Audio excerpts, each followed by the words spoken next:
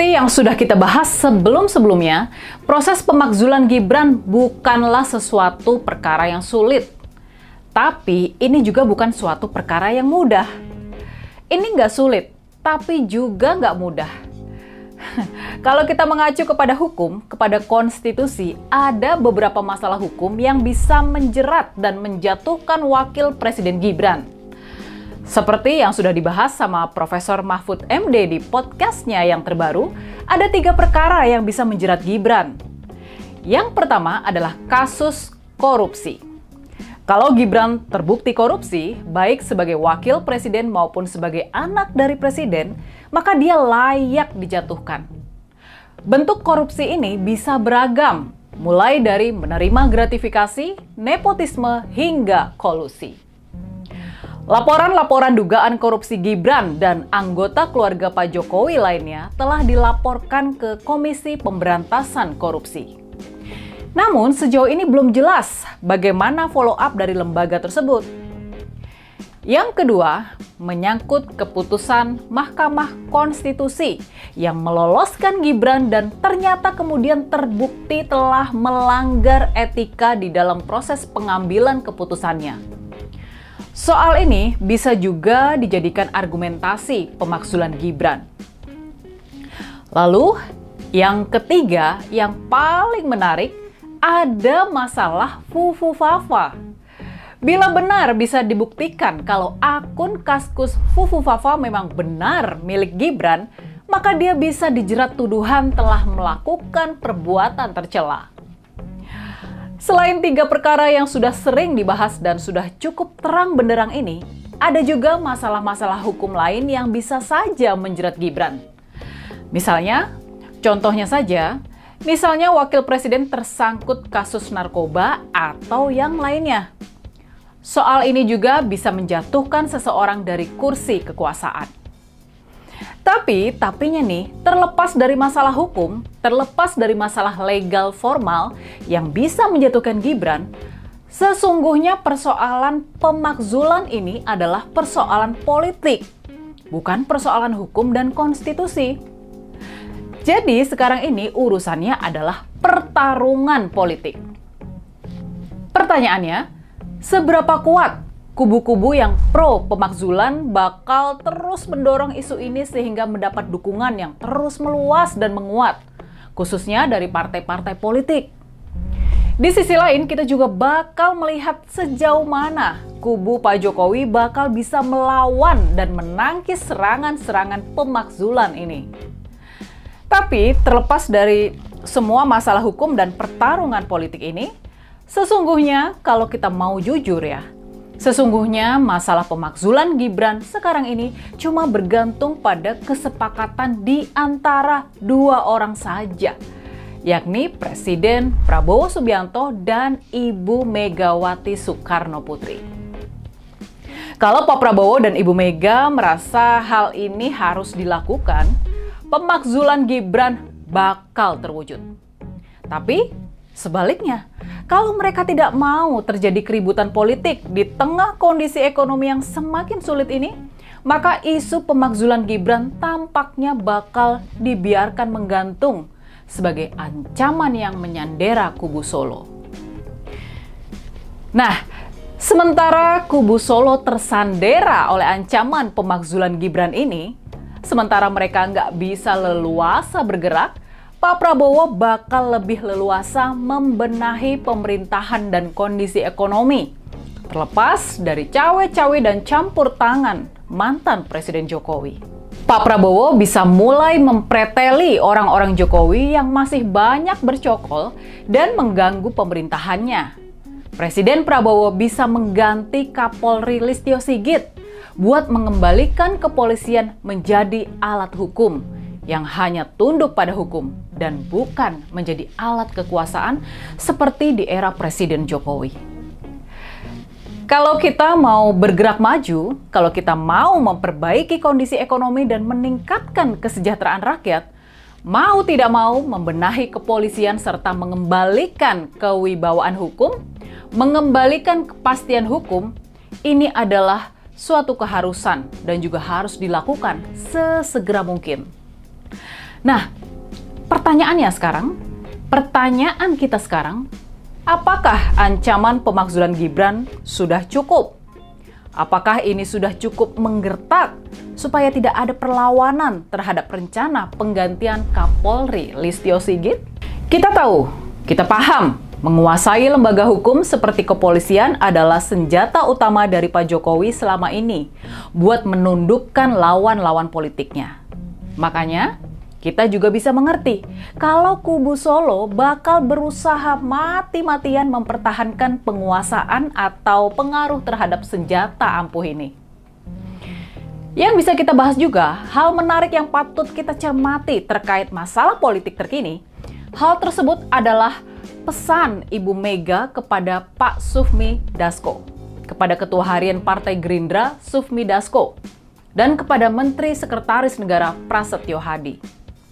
Menurut Pak Prasetyo Hadi, ketika mereka mengunjungi rumah Ibu Mega buat membawa pesan rahasia dari Presiden Prabowo, Pak Prasetyo dan Pak Dasko mendapatkan pesan dari Ibu Mega supaya menjaga Pak Prabowo. Mereka diminta buat menjaga Presiden Prabowo. Nah, sampai di sini kita perlu berhenti sejenak dan berpikir, apa makna dari pesan Ibu Mega ini? Mengapa Ibu Mega berpesan seperti itu? Pertanyaan penting yang patut kita ajukan adalah ini. Apakah lewat pesannya kepada Pak Prasetyo dan Pak Dasko, Ibu Mega memberi kita peringatan kalau keselamatan Pak Prabowo mesti dijaga? Apakah itu berarti Presiden Prabowo berada dalam ancaman? Lalu, kalau memang benar begitu, lantas apa ancaman yang mengancam Presiden Prabowo sehingga seorang Menteri Sekretaris Negara dan Ketua Harian Partai Gerindra harus turun tangan melakukan penjagaan? Nah, kalau menurut kalian, perlukah kita mengkhawatirkan keselamatan Presiden Prabowo? Kalau jawabannya iya, apa ancaman yang mengancam Presiden Prabowo itu? Tulis ya analisa kritis kalian di kolom komentar. Melihat perkembangan politik terbaru, melihat perkembangan persekutuan politik akhir-akhir ini, rasa-rasanya jadi wajar kalau kita mengatakan bahwa proses pemakzulan Gibran bukanlah suatu perkara yang sulit, tapi juga bukan suatu perkara yang mudah, seperti sudah kita bahas di awal pembahasan kita tadi. Masalah pemakzulan Gibran, terlepas dari kemudahan yang ada di dalam proses dan argumentasinya, masalah pemakzulan Gibran membutuhkan hitung-hitungan politik yang banyak dan harus cermat. Memang sekarang ini masalah pemakzulan Gibran cuma bergantung pada hitungan dan kesepakatan dari 2 orang saja.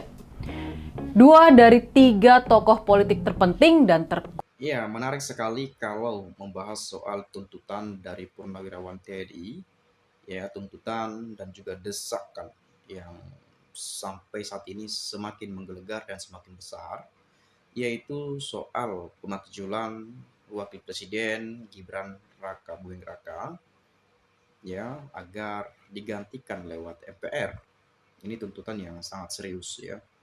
Ini bukan main-main karena ini disampaikan oleh orang-orang yang berjasa untuk negeri ini dan kalau kita melihat memang ya alasan-alasan apa sih yang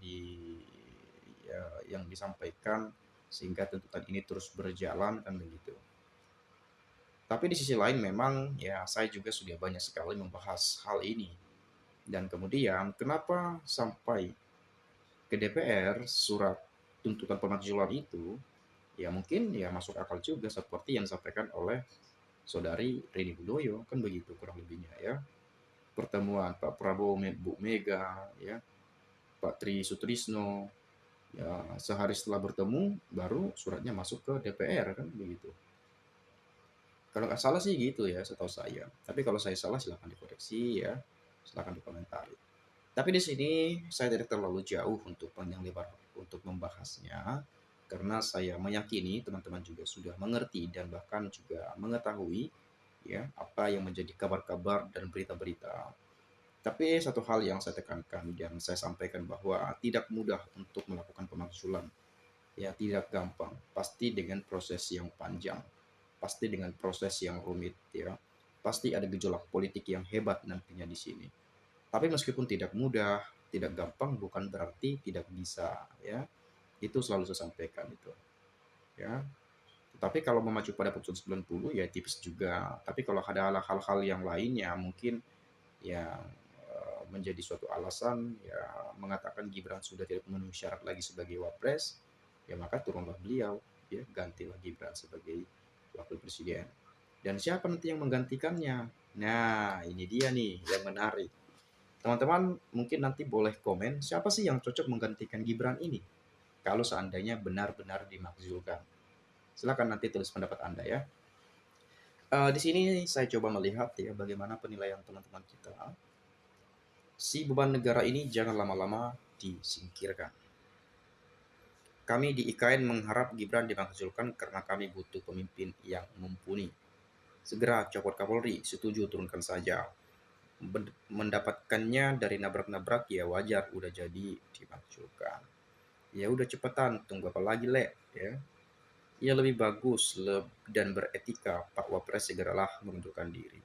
Daripada dimakzulkan saya rasa mending mengundurkan diri saja lah. Jauh lebih terhormat, dihargai, dan sangat mulia itu ya, daripada dimakzulkan atau diberhentikan secara paksa. Kemudian, mantap 3 perkara. Terbentur politik, saya berharap orang-orang politik peganglah kejujuran dan kebenaran. Ingat, Allah Maha tahu apa yang kalian kerjakan. Ya. Fufu Fafa sudah dipastikan benar Gibran. Kenapa tidak diproses? Itu kan belum terbukti secara hukum, teman-teman ya. Sudah jangan lama-lama, makzulkan saja si Gibran dan adili bapak moyangnya ya karena Jokowi karena rakyat Indonesia sudah muak dengan Jokowi dan keluarga karena Jokowi lah selama menjadi presiden RI negara kita hancur. Rakyat setuju Gibran dimakzulkan dan Kapolri. Gibran segera dimakzulkan, jangan ditunda-tunda DPR lagi ya. 1000% harus dimakzulkan. Muak ya. Setuju turunkan Gibran, dinasti Jokowi hancurkan bangsa dan negara merdeka. Kalau memakzulkan Gibran banyak jalannya, masalahnya Prabowo masih takut sama Jokowi. Nah ini menarik nih. Ya sebetulnya ada hal yang mungkin kita perlu sampaikan bahwa ya sebetulnya tergantung Pak Prabowo-nya juga sebetulnya ya. Kalau mau lepas ya. Karena bagaimanapun dukungan kuat parlemen pasti tertuju pada Presiden Prabowo karena ya tegak lurus pada presiden kan begitu. PDIP sekarang di luar pemerintahan, di luar kabinet. Dan juga mereka berkomitmen untuk tegak lurus pada Presiden Prabowo Subianto. Jadi Kim Plus, kalau ada mungkin arahan dari Pak Prabowo misalnya, setuju, udah langsung digelar tuh. Ya, rapimnya tuh. Ya meskipun nanti ada gejolak politik juga sebetulnya, makanya saya katakan tadi gak gampang. Dan orang-orang Jokowi kan juga banyak juga di pemerintahan saat ini. Tapi ya bagaimanapun ya pasti tegak lurus pada presiden yang baru dong, kan begitu. Mau hilang jabatan ya kan itu juga ya, tapi kita nggak tahu ke depannya, kita belum bisa pastikan ini berjalan atau tidaknya, tapi ya ini masih proses ya.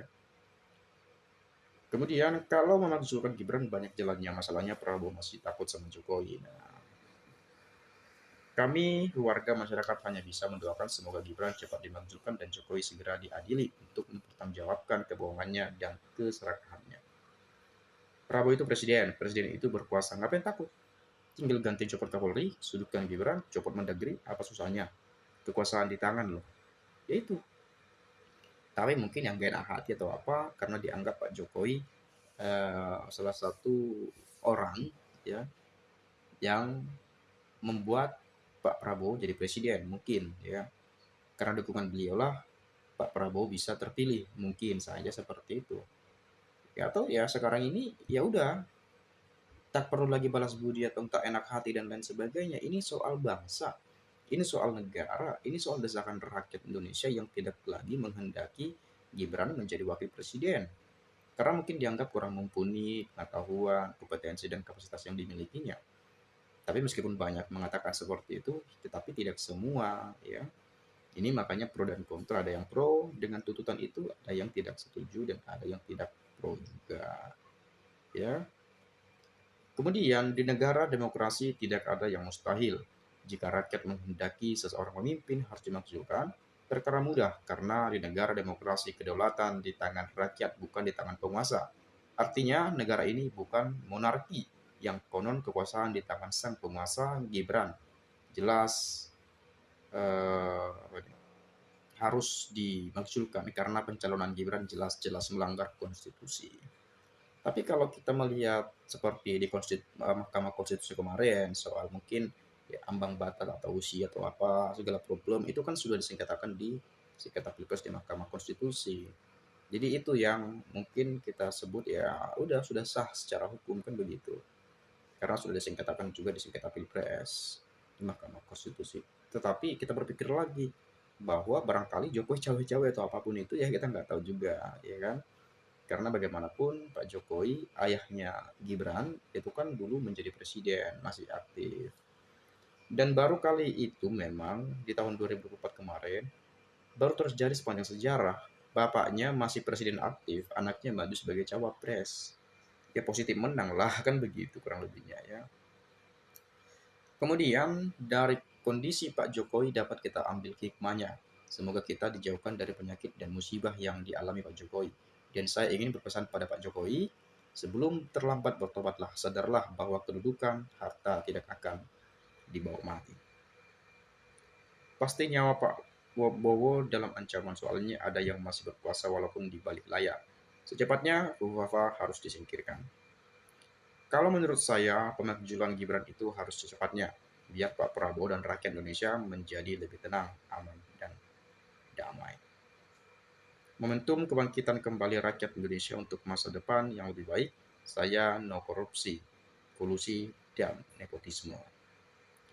Ya kalau keselamatan dan kesehatan Pak Prabowo stabil, kan sampai masa jabatannya habis. Gibran si wakil nggak jadi presiden dong, bahaya kan kalau jadi presidennya. Nah itu yang muncul menjadi kekhawatiran juga ya.